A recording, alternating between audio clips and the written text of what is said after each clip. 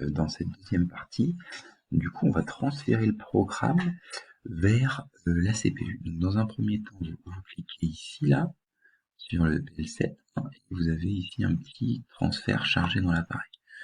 Donc, vous chargez à l'intérieur. Alors, pour ça, vous allez avoir certainement un petit peu d'attente. Vous allez arriver ici, donc faudra choisir PN/IE. Moi, j'ai une carte Ethernet Intel, mais vous, ça va être TP-Link qu'il faudra sélectionner ici. Donc vous prenez ça et vous lancez la recherche. Donc là, l'ordinateur, il va scruter et essayer de faire la liaison avec l'automate, donc qui est raccordé avec un câble Ethernet, bien évidemment. Donc là, il cherche tentative d'établissement d'une liaison.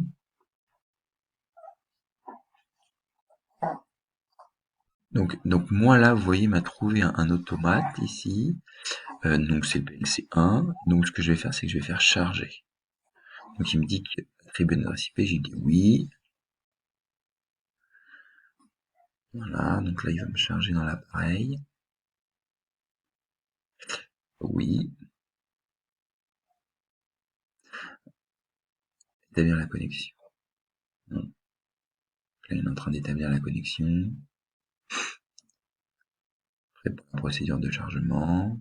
La configuration, il écrase ce qu'il y avait à l'intérieur de l'automate et il va justement finir de charger à l'intérieur.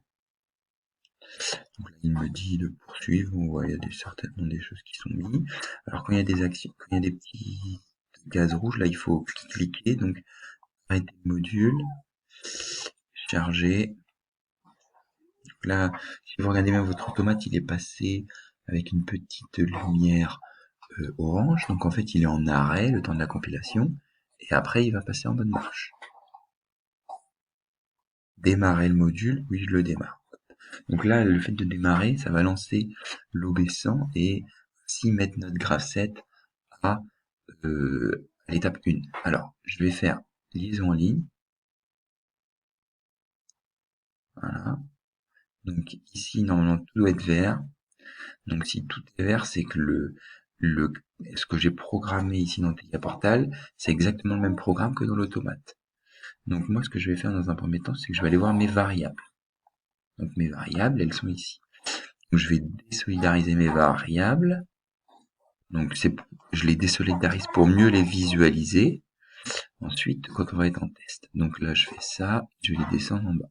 Voilà, ici, comme ça, je suis bien. Comme je suis en ligne maintenant, je peux assez facilement utiliser les petites lunettes pour voir l'état. Ici, si vous voyez, regardez, là, je suis, le GPN, il est à l'état. Donc c'est bien, là, vous voyez, j'ai un ici. Donc c'est que ça a bien fonctionné. Ensuite, je peux faire les petites lunettes là, et je vais aller dans mon graph 7. Du coup, je vais voir que si je mets les lunettes ici, mon étape est activée, j'attends l'information S1 pour passer à l'étape 2. Donc S1, c'est le bouton. Donc j'active S1. S1, voilà, là je suis passé à l'étape 2. Je vois bien que j'ai 2 ici. Et à l'étape 2, qu'est-ce qui se passe? J'ai de vrais HMP et KMO. Ça tombe bien, ça correspond bien à l'étape 2 HMP KMO. Donc ça c'est parfait. Maintenant, je vais aller à l'étape 3. Il faut que j'active FC0. Donc j'appuie sur le bouton. J'ai activé. Ici, je suis bien à l'étape 3. L'étape 4 ne s'est pas encore passée parce que j'ai pas CBE. Je vais activer CBE.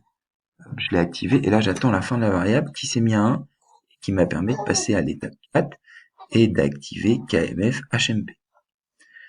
Et ensuite, pour passer du coup, alors on voit pas parce que c'est un peu plus bas, de l'étape 4 à l'étape 1, il faut FC. Donc n'oubliez pas de remettre à 0 les boutons. Si j'active FCF, voilà, je suis passé à l'étape 1. Je suis bien revenu à l'étape 1. Et j'ai plus rien d'activé au niveau de mes sorties. Donc voilà un petit peu. Alors si je vais faire quelque chose, regardez, je vais me mettre à l'étape 2. Je me suis mis à l'étape 2. Je vais dire maintenant, je vais recompiler. Donc, je vais faire arrêter. J'ai voulu modifier quelque chose de mon programme. Je recompile. Voilà, donc là il compile mes données. Bon, ok, terminé. Et je pense que quand je remodifie quelque chose, si je fais liaison en ligne, je repars donc normalement à l'étape 1 de mon graph 7. Et en fait, non. Pourquoi? Parce qu'il faut arrêter. Là, si je visualise du coup mes variables, visualiser,